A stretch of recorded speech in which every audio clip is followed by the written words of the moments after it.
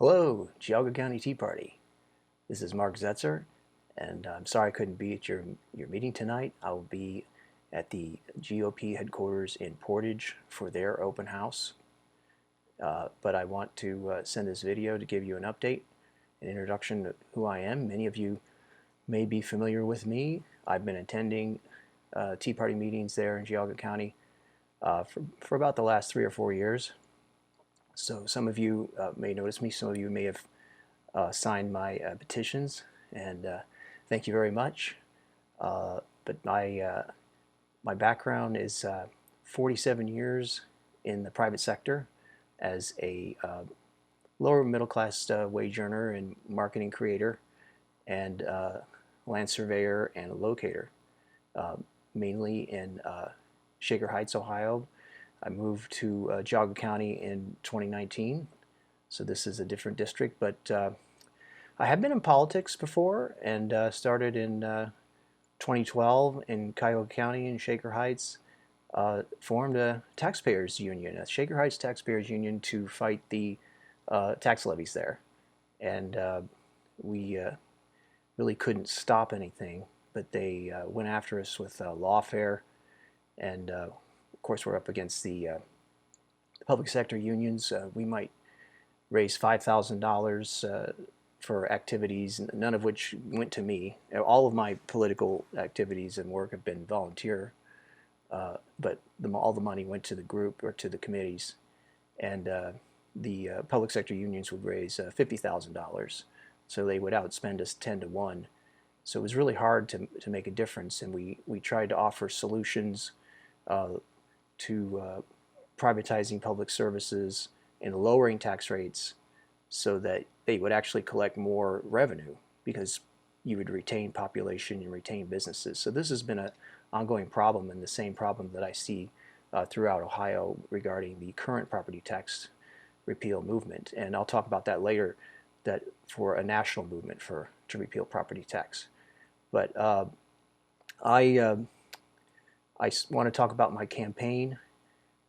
So in 2025, I started a exploratory committee in April, and started going out to the 5 counties, which was then 5 counties in the 14th Congressional District, and just asking Republicans, going to Republican events, the county fairs, asking them what they thought of your representative, Dave Joyce, your 7th-term incumbent, and easily 60% of the opinions were negative. They wanted to replace Dave Joyce.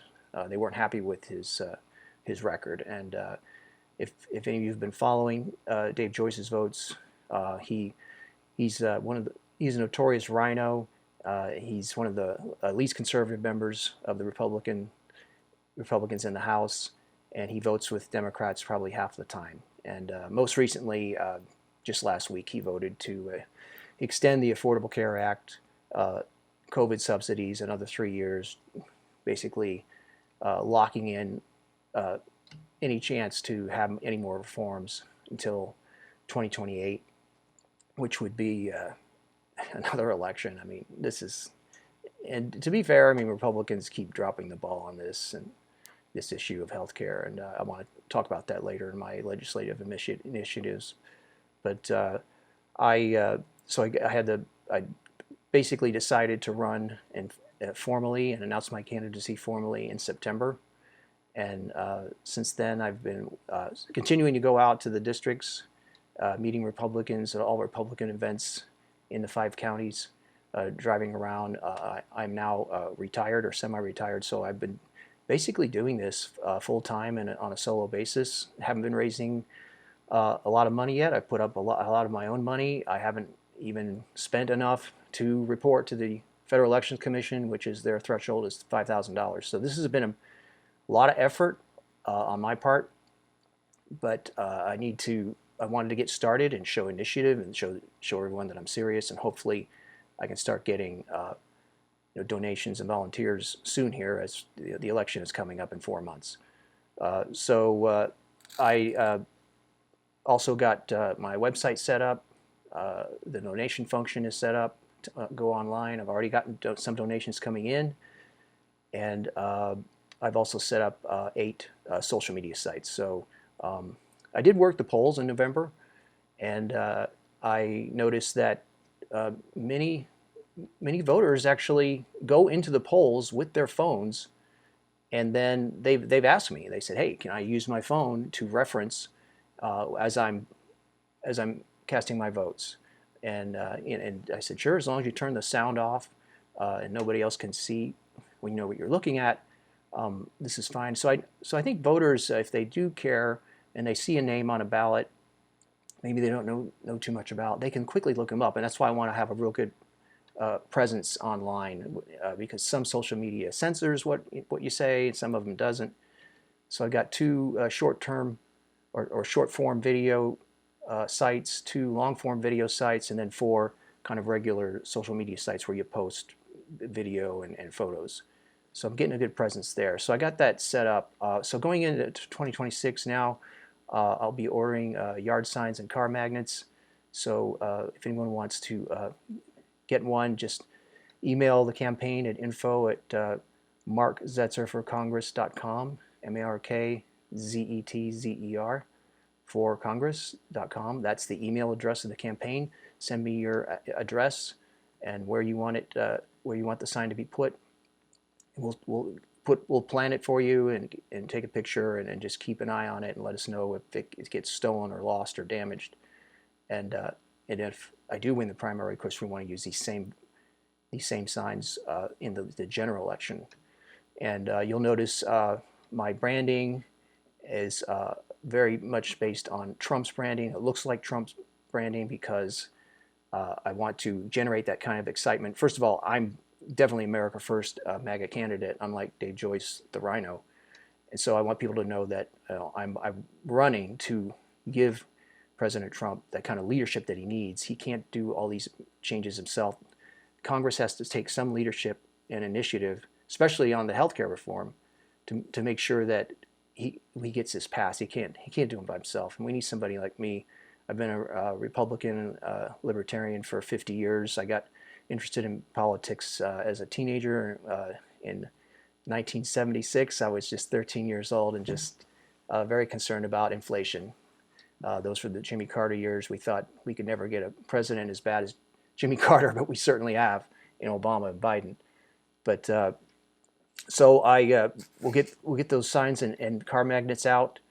I'm also working on inviting the incumbent, 7-term incumbent Dave Joyce in debates. So I'm looking at different venues. I've been asking people centrally located in the district. The district is now 6 counties. It includes about a third of Mahoning County now.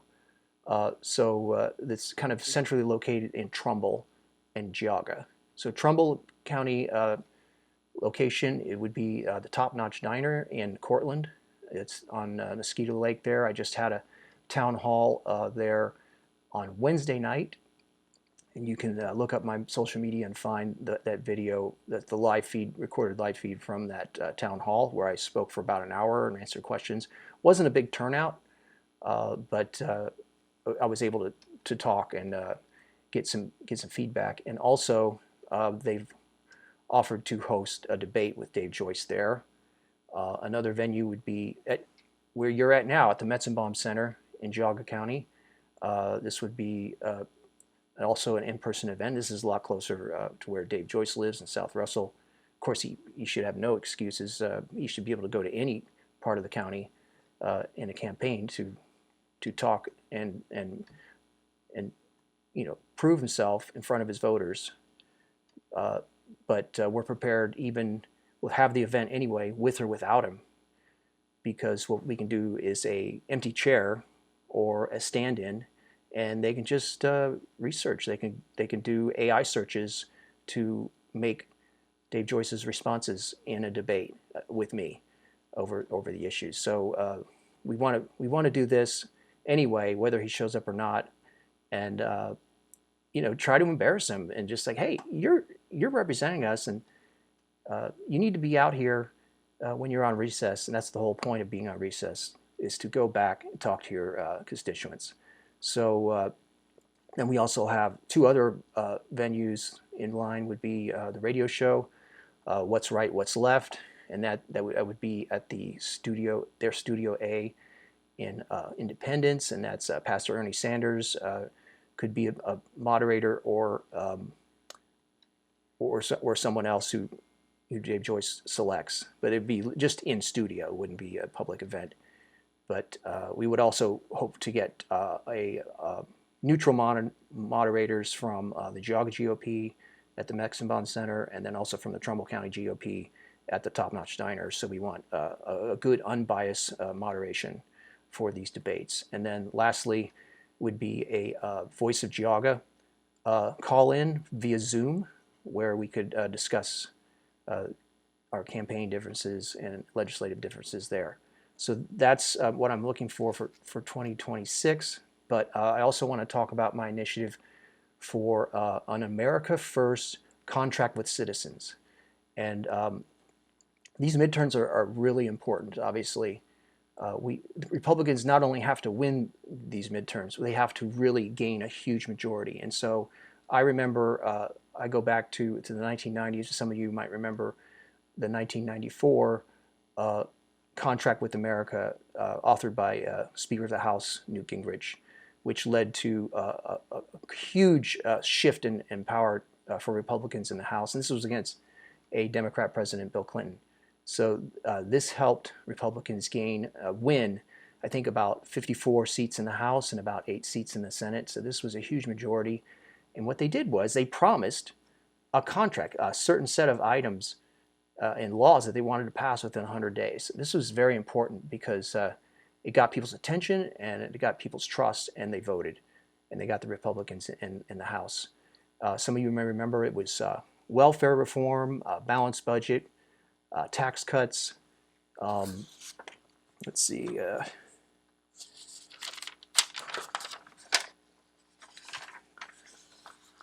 Crime reduction and audit of waste and fraud. A lot of these sound familiar. We still have these. We still have these problems, obviously. But I have crafted a list of things that we should put on here, and I want this to go out to all, all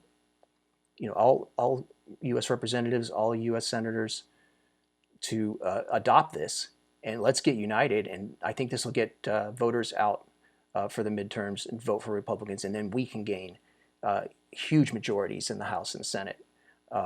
So I've gotten a list based on me talking to Republicans in the 6 counties, since April, what I think are important, and what is also my background in economics and business analysis, that what I think is good for the economy, and just my own experience of just being not insulated from the effects of bad policy like inflation, recession, bubbles, crashes. I've had to endure all these things, and I haven't had a lot of, wealth to protect me from the effects of these bad policies. So I come, from the private sector. First of all, the private sector expects results and accountability, because you have to be accountable to your customers. You have to be accountable to investors, management, your employees, everything. And it's just not to be tolerated. What goes on in the public sector shouldn't be tolerated. So we need more people like myself, President Trump, who are from the private sector to make this happen. So the first 100 days would be several of these points here, and this is a work in progress, and I'm announcing this here. You're the first to see it, so bear with me here. I've just scribbled some notes. Repeal the property tax nationwide. So he's talking about life, liberty, and the pursuit of happiness as a goal for federal government to protect. This is the whole point of having liberty. And I think it's good. It's easy to measure, say, liberty and life. Obviously, these are concrete things. And but pursuit of happiness has been kind of vague. It's kind of like Make America Great Again. We don't really know what type of America we want to refer to. I would say, early 1960s maybe, when one income could afford a house and family and a car or two. And but this would be a little bit more specific. So pursuit of happiness really can be measured in property, such as your home, things that you own, your assets, your savings. So I think pursuit of happiness is important, and your home is the main measure of that, home ownership. So that's why nationwide there should be no property taxes, and that includes any type of building or structure, whether it's owned by a business or whether it's owned by an individual or a family. So the next would be close the IRS and pay a flat income tax, very low flat income tax, to end. We would get a check, just write it directly to the Treasury. They can't spy on your income. It's a voluntary payment, and that way it basically legalizes tax evasion, because this is how we can really keep their feet to the fire. Like, if people aren't giving their money and they don't like what the government's doing, they can just underreport. And it should be legal, because how else? They work for us, and they're just not accountable. So the problem is, the IRS collects about $5 trillion, and the compliance cost to Americans is like $550 billion. That's just crazy. That's like over 10%, and that's a cost that we bear. And plus, they're taking all of our information. We have no privacy, and our private information is vulnerable to being stolen and hacked, because in this central database run by the IRS. So that would be issue number 2: get rid of the IRS, get a flat tax, low flat tax, and this would be leading into a complete elimination of the federal income tax eventually, to be replaced by tariffs and fees, etc. Next would be end government spying. Repeal the Patriot Act. Allow blockchain to keep our information private. And the census even we shouldn't even have a census. The government can get census data from big tech. They don't need to have a huge army of people going around asking questions. And besides, the census only reports population information once every 10 years. Really, we have real-time information on that now, and they can just get that, and they should never ask things like what your race is. It doesn't matter. If you're a human being, you're a citizen. It doesn't matter what your race is or your color or anything like that. So that would be another thing. End government spying. It violates the Fourth Amendment. So the next would be end prior restraint. This is huge. This gets rid of the deep state. You shouldn't have to go to the federal government for permission to build or produce anything. You haven't committed a crime. Why? The bureaucracy assumes you're guilty until proven innocent, and before they give you approval to do something. And it's huge red tape, and there's huge compliance costs and huge opportunity costs. So the agencies would be defunded. The agencies of the federal government, and they could become industry associations if they were able to set that up and find funding, and they would have standards that would be set up and run and administered by the industry itself, not by the government. We don't need to pay people in the government to do these industry standards, for instance. And then these industry standards would evolve, and it would be tied to the industry, and you wouldn't have lobbyists going to Washington D.C. To make changes in any type of standard. So, because the market would regulate. The market regulates everybody. If it's a bad product, it doesn't go anywhere. If people commit crime or negligence or they're liable for injury or pollution, that's a crime. Pollution is a crime, for instance, because you're destroying property, you're hurting people, you're making people sick. That is a criminal justice issue. We want to retain our criminal justice. That's one of the main functions of government. And so a crime would be prosecuted through the criminal justice system. Fourthly, end public debt. Okay, public debt is basically taxation without representation to our posterity.